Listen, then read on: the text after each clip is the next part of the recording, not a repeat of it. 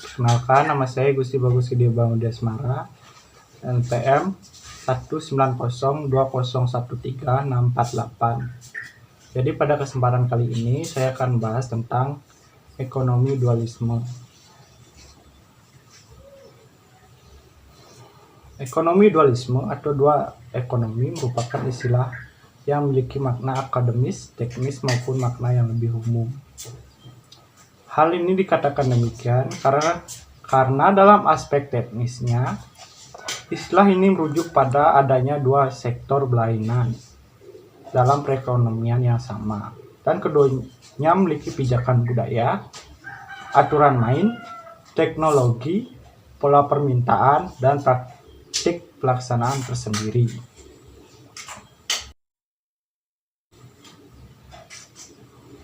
Selanjutnya ada ekonomi dualisme menurut J.H. Bucke. Jadi J.H. Bucke ini merupakan seorang ekonom dari Belanda. Dia menyatakan bahwa ekonomi dualisme adalah dua sistem ekonomi yang berbeda dan berdampingan kuat.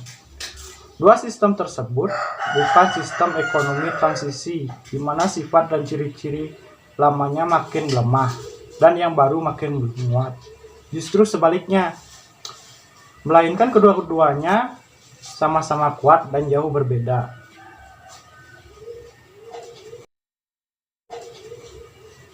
Jadi, dari beberapa uraian yang saya jelaskan tadi, dapat kita ambil suatu pernyataan bahwa dualisme adalah dua keadaan yang berbeda, di mana satu keadaan bersifat superior dan keadaan lainnya bersifat inferior, yang hidup berdampingan pada ruang dan waktu yang sama. Dengan adanya dua keadaan yang berbeda ini tentunya akan memiliki pengaruh tersendiri bagi suatu negara yang secara tidak langsung menganut sistem dualisme ekonomi ini. Kemudian ada ciri-ciri. Dualisme ekonomi mempunyai 4 ciri-ciri sebagaimana dikemukakan oleh Colin Arshad pada tahun 2010. Adapun ciri-cirinya adalah sebagai berikut. Yang pertama, dua keadaan yang berbeda di mana sebagian bersifat superior dan lain bersifat inferior yang bisa hidup berdampingan pada ruang dan waktu yang sama. Kedua, keadaan hidup berdampingan itu bersifat kronis dan bukan tradisional. Selanjutnya, derajat superior dan inferioritas itu tidak menunjukkan kecenderungan yang menurun, bahkan terus meningkat. Ketertarikan antara unsur superior dan unsur inferior tersebut menunjukkan bahwa keberadaan unsur superior tersebut hanya berpengaruh kecil sekali atau bahkan tidak ada berpengaruh dalam mengangkat derajat unsur inferior. Yang selanjutnya, faktor-faktor penyebab dualisme. Ada 4 faktor yang melatar belakangi atau menjadi penyebab lahirnya ekonomi dualisme. Yang pertama, mempertahankan agar surplus di sektor pertanian tetap berada di dalam negeri daripada di luar negeri, seperti pada masa penjajahan. Selanjutnya, kebijakan untuk mengalihkan surplus pertanian ke sektor industri, manufacturing, dan ekonomi seperti semula. Selanjutnya, adanya pola-pola dari pertumbuhan ekonomi yang terjadi di negara-negara Asia. Pertumbuhan penduduk yang cepat untuk Filipina, Taiwan, Korea Selatan 2-3% per tahun, berdampingan dengan miskinnya sumber-sumber alam. Ekspor hasil bumi dapat dikatakan kecil dan tidak dapat mengimbangi angka pertumbuhan penduduk dalam ekonomi nasional. Ini dapat ditemukan di negara Thailand dan Malaysia.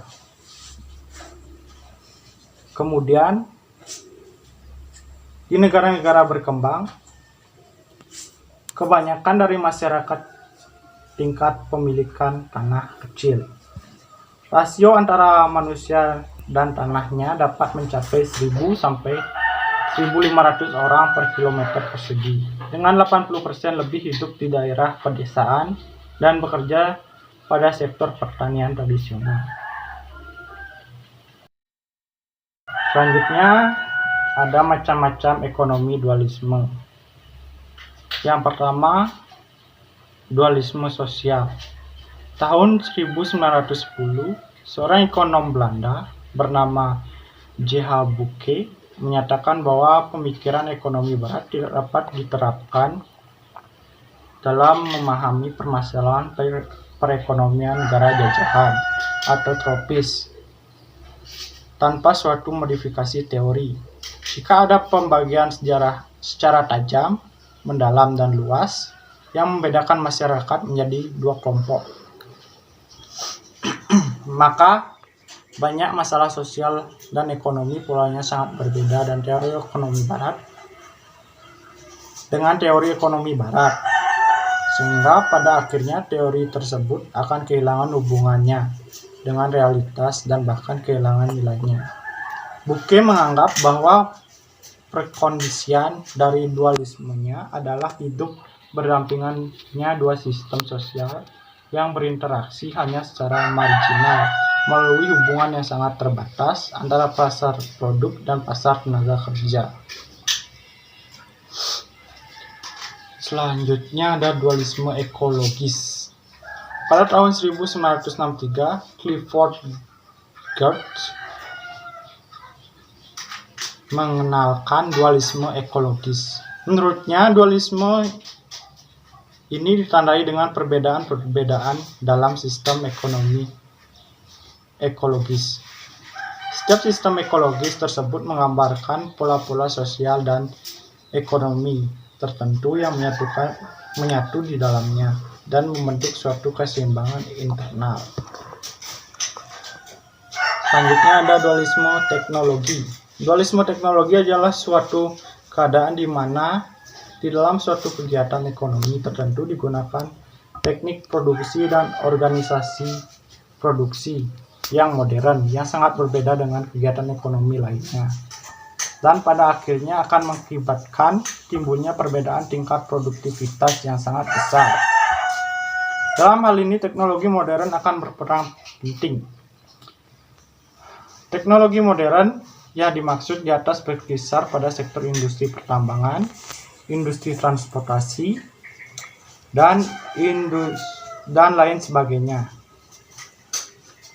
Sebagian kegiatan ekonomi tingkat teknologinya masih rendah, yaitu pertanian, industri rumah tangga, organisasi produksi tradisional, dan lain-lainnya. Yang keempat ada dualisme finansial. Dalam analisis Min, beliau mengemukakan mengenai dualisme finansial. Hal ini pun merujuk pada pengertian bahwa pasar uang dalam negara jajahan dibedakan menjadi dua kelompok, yaitu pasar uang terorganisir dengan baik dan yang tidak.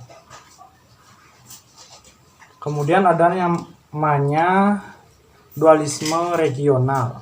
Dualisme regional adalah ketidakseimbangan tingkat pembangunan antara berbagai daerah dalam negara.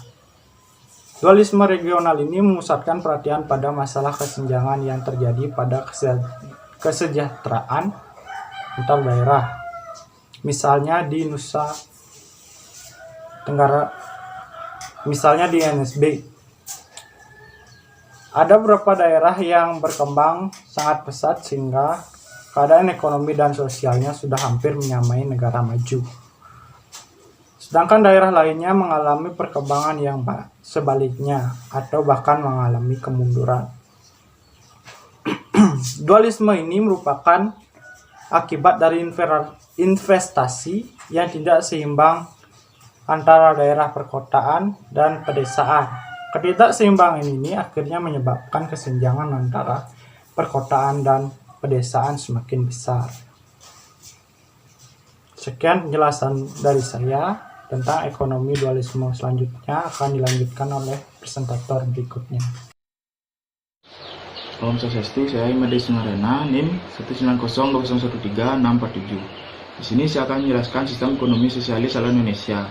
Istilah sistem ekonomi sosialis ala Indonesia muncul pada periode akhir dari kepemimpinan Presiden Soekarno, yakni sekitar tahun 1960. Pada periode tersebut, kiblat politik Indonesia adalah ke negara-negara sosialis Eropa Timur, Rusia, dan RRC, tidak ke negara-negara kapitalis seperti Amerika Serikat dan Eropa Barat. Perekonomian pada periode itu sangat mirip dengan sistem perekonomian negara sosialis, yang antara lain sebagai berikut. Yang pertama, pemerintah Indonesia telah menyusun pembangunan semesta berencana 8 tahun dari tahun 1960 sampai 1968. Rencana tersebut bersifat menyeluruh di segala sektor dan seluruh wilayah atau semesta, namun belum sempat dilaksanakan. Yang kedua, perusahaan-perusahaan besar dimiliki oleh negara. Hal ini akibat dari nasionalisasi perusahaan-perusahaan swasta Belanda sekitar 1957. Beberapa perusahaan hasil nasionalisasi adalah perusahaan penerbangan, perusahaan kereta api, perusahaan bus damri, perusahaan pelayanan pelni, perusahaan perdagangan yang bergerak di bidang ekspor-impor, perusahaan perbankan, perusahaan perkebunan, dan sebagainya. Oleh karena nasionalisasi tersebut, perekonomian Indonesia baik dalam maupun luar negerinya dilaksanakan atau dikuasai oleh perusahaan milik negara dan koperasi. Yang nomor 3, sistem perbankan. Semula adalah bank-bank swasta milik Belanda yang dinasionalisasi menjadi milik pemerintah, kemudian diubah menjadi sistem perbankan Rusia. Ini dikerjakan dengan cara mengubah nama-nama bank pemerintah menjadi satu nama dengan unit-unit tertentu. Yang keempat, sistem devisa yang dipakai waktu itu adalah sistem devisa yang sangat umum dipakai oleh negara-negara sosialis, yaitu exchange control. Pada sistem ini tidak diperkenankan mata uang asing atau devisa beredar di masyarakat. Semua devisa dimiliki oleh negara. Devisa hasil ekspor, pinjaman atau bantuan negara luar kepada Indonesia, dan hasil devisa lainnya yang masuk ke Indonesia harus diserahkan atau dijual kepada negara. Kemudian negara menjual devisa yang dimilikinya kepada importir atau siapa saja yang memerlukan devisa. Pemerintah menentukan kurs devisa, dan oleh karena itu sistem devisa seperti ini juga disebut sistem devisa dengan harga tetap atau fixed exchange rate, atau juga disebut dengan sistem devisa dengan harga dipakukan atau fixed exchange rate. Harga barang dan jasa dalam negeri waktu itu selalu mengalami kenaikan yang akibatnya nilai rupiah selalu menurun.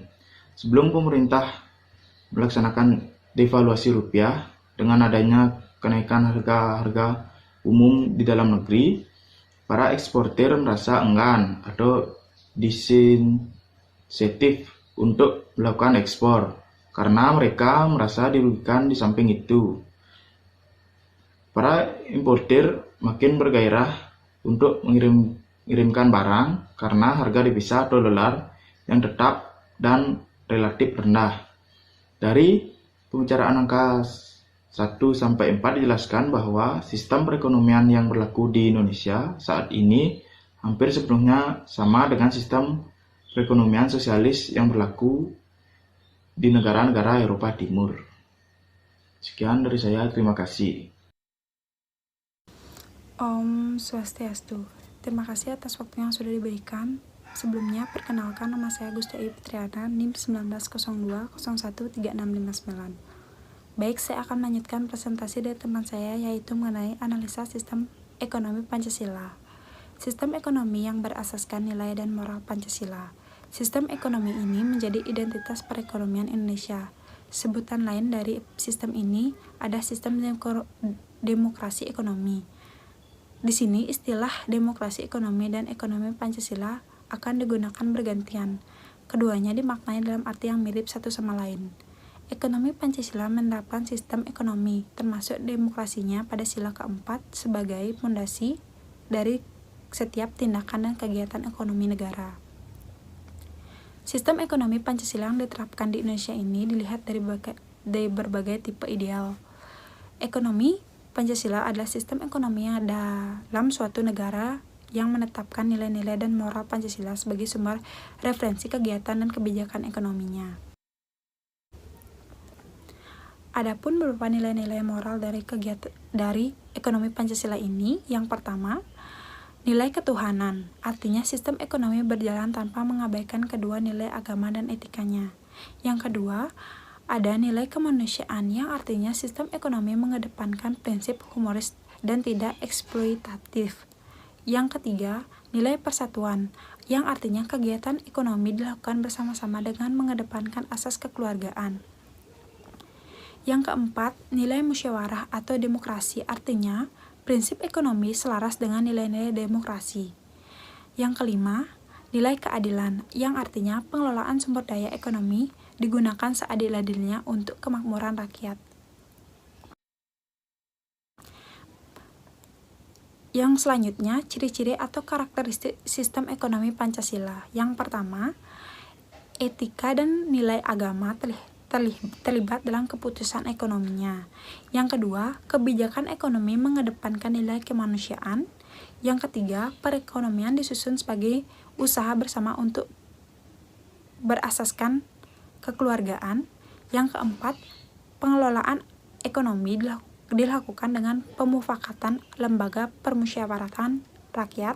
Yang kelima, cabang produksi yang penting bagi rakyat dikuasai oleh negara untuk kemakmuran rakyat.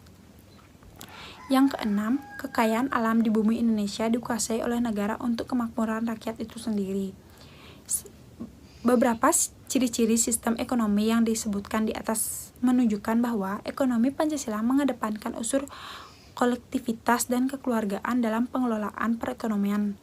Rakyat banyak sangat diuntungkan dengan kegiatan demokrasi Pancasila, dengan kekayaan dan kekuasaan ekonomi negara dikembalikan kepada rakyat. Yang kedua, ada tujuan sistem ekonomi Pancasila. Yang pertama, kemakmuran dan kesejahteraan masyarakat. Yang kedua, pertumbuhan ekonomi yang dihasilkan dari tindakan ekonomi yang berbisnis. Yang ketiga, kestabilan ekonomi dan kesempatan kerja yang luas. Yang keempat, adanya insentif dan dorongan untuk bekerja dan ikut ambil bagian dari kegiatan ekonomi di masyarakat. Yang kelima, adanya koordinasi dan efektif dan efisien terhadap produksi dan konsumsi dan investasi. Contohnya, dan menanggapi adanya perubahan cara produksi atau pola kebutuhan masyarakat. Yang keenam, adanya pertimbangan yang wajar antara kepentingan sekarang dan kepentingan kedepannya, atau kongregasinya antara konsumsi, tabungan, dan investasi. Yang ketiga, ada fungsi sistem ekonomi Pancasila. Yang pertama, sebagai penyedia dorongan untuk melakukan suatu produksi. Yang kedua, supaya dapat menciptakan koordinasi yang tepat untuk sebuah aktivitas individu di bidang perekonomian. Yang ketiga, mengatur berbagai bisnis dalam suatu produksi dalam seluruh anggota masyarakat supaya bisa terlaksana dengan sesuai harapan. Yang keempat, supaya dapat menciptakan mekanisme tertentu sehingga distribusi barang dan juga jasa dapat berlangsung dengan baik. Yang keempat, ada kelebihan dan kekurangan dari sistem ekonomi Pancasila ini. Yang pertama, kelebihannya mengelola ekonomi merupakan usaha kolektif untuk mencapai kemakmuran bersama. Yang kedua, perekonomian nasional diutamakan untuk kemakmuran rakyat. Yang ketiga, inovasi dan kreativitas individu dikembangkan tanpa mengganggu kepentingan umum. Yang selanjutnya ada kekurangan sistem ekonomi Pancasila, yaitu yang pertama, daya kreasi dan inovasi masyarakat berpotensi mati karena dominasi negara dalam pengelolaan perekonomiannya. Yang kedua, keputusan ekonomi diambil secara lambat karena perlu penyelarasan kepentingan bersama. Yang ketiga, perekonomian berjalan dengan secara tidak efisien karena mengedepankan proses demokrasi yang sangat relatif lama. Yang selanjutnya ada penerapan sistem ekonomi Pancasila. Yang pertama yaitu ada koperasi, merupakan suatu wujud penerapan ekonomi Pancasila dilihat dari institusinya, karena koperasi merupakan usaha kolektif berasaskan kekeluargaan. Yang kedua ada BUMN, adalah singkatan dari Badan Usaha Milik Negara. BUMN menunjukkan eksistensi peran negara dalam pengelolaan perekonomian di berbagai bidang. Yang ketiga, serikat buruh merupakan bentuk gerakan kolektif kelas pekerja, relasi antara pekerja dan pemodal yang rentan dieksploitasi bisa diantisipasi atau dikurangi dengan adanya perserikatan buruh tersebut. Terima kasih. Baik, Om Swastiastu, saya Ibu Gede Wisnaya, NIM 19020136556 akan menjelaskan mengenai analisis sistem ekonomi kerakyatan. Jadi, ekonomi kerakyatan adalah sistem perekonomian yang dibangun dengan kekuatan dari ekonomi rakyat. Jadi, ekonomi kerakyatan merupakan suatu kegiatan ekonomi yang bisa memberikan suatu kesempatan bagi masyarakat lain untuk memberikan partisipasi sehingga perekonomian tersebut terlaksana dan dapat berkembang dengan baik. Jadi sistem ekonomi kerakyatan berlaku di Indonesia itu sejak tahun 1998 atau sejak masa reformasi.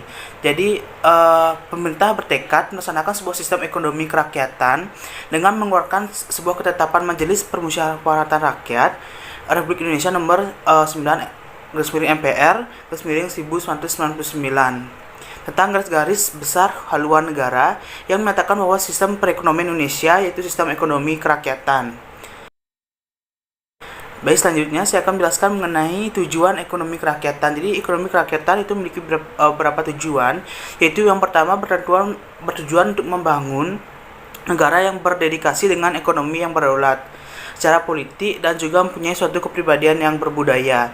Yang kedua, itu bertujuan untuk mendorong pendapatan masyarakat supaya merata. Yang ketiga, untuk bisa mendorong suatu pertumbuhan ekonomi yang saling berkesinambungan.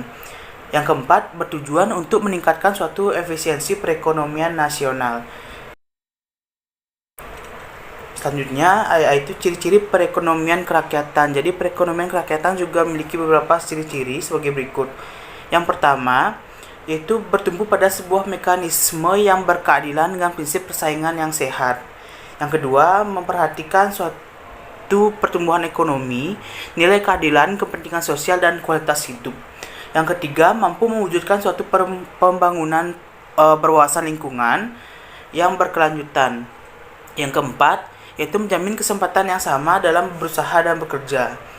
Yang kelima, atau yang terakhir itu adanya suatu perlindungan hak konsumen dan perlakuan yang adil bagi seluruh rakyat. Selanjutnya, pasti setiap sistem juga memiliki kelebihan dan kekurangan. Begitu juga dengan sistem ekonomi kerakyatan. Sistem ekonomi kerakyatan memiliki kelebihan, yaitu rakyat yang kurang mampu bisa mendapatkan suatu perlakuan hukum yang sama atau secara adil dalam masalah perekonomian. Yang kedua, dapat memberikan perhatian yang lebih pada rakyat kecil melalui berbagai macam program operasional yang nyata. Yang ketiga, itu sistem ekonomi ini bisa mewujudkan kedaulatan rakyat.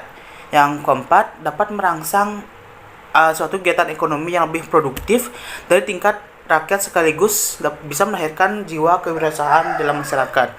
Yang kelima, yaitu transaksi antar produksi, distribusi, dan konsumsi sangat baik. Yang keenam, hubungan antara produksi, distribusi, dan juga konsumsi akan saling membutuhkan dan sangat baik. Tapi sistem ini juga memiliki kekurangan, yaitu yang pertama dalam sistem ekonomi ini akan terjadi praktek membagi-bagi uang kepada rakyat. Jadi praktek ini sangat tidak menguntungkan bagi pihak manapun, termasuk rakyat itu sendiri. Yang kedua, aksi membagi-bagi uang ini secara tidak sadar dapat mengakibatkan usaha mikro atau usaha kecil dan menengah serta koperasi yang selama ini tidak berdaya bisa bersaing dalam suatu mekanisme pasar. Bias menjadi sangat bergantung pada aksi tersebut. Yang ketiga, itu masih kurangnya pengetahuan masyarakat mengenai investasi. Akibatnya bisa mengakibatkan kemiskinan terlalu lama atau perputaran roda yang lambat. Yang keempat itu kurangnya suatu penerapan dari manajemen. Yang kelima, tidak adanya dukungan yang optimal dari pemerintah. Walaupun peran pemerintah sangat penting tapi tidak dominan dalam sistem ini. Yang keenam itu harus diawasi. Bila tidak diawasi, pada sistem ini sering terjadi tindak korupsi. Selanjutnya yaitu ada prinsip dasar ekonomi kerakyatan. Jadi ekonomi kerakyatan juga memiliki prinsip dasar. Ada 3 prinsip dasar dalam ekonomi kerakyatan, yaitu yang pertama, perekonomian disusun sebagai usaha bersama berdasarkan dan berlandaskan asas kekeluargaan. Yang kedua, cabang-cabang produksi yang penting bagi negara dan menguasai hajat hidup orang banyak dikuasai oleh negara. Yang ketiga, bumi, air, dan segalanya, segala kekayaannya yang terkandung dalamnya dikuasai oleh negara dan dipergunakan bagi kemakmuran rakyat untuk sebesar-besarnya. Jadi sekian mungkin materi yang dapat saya sampaikan mengenai sistem ekonomi kerakyatan.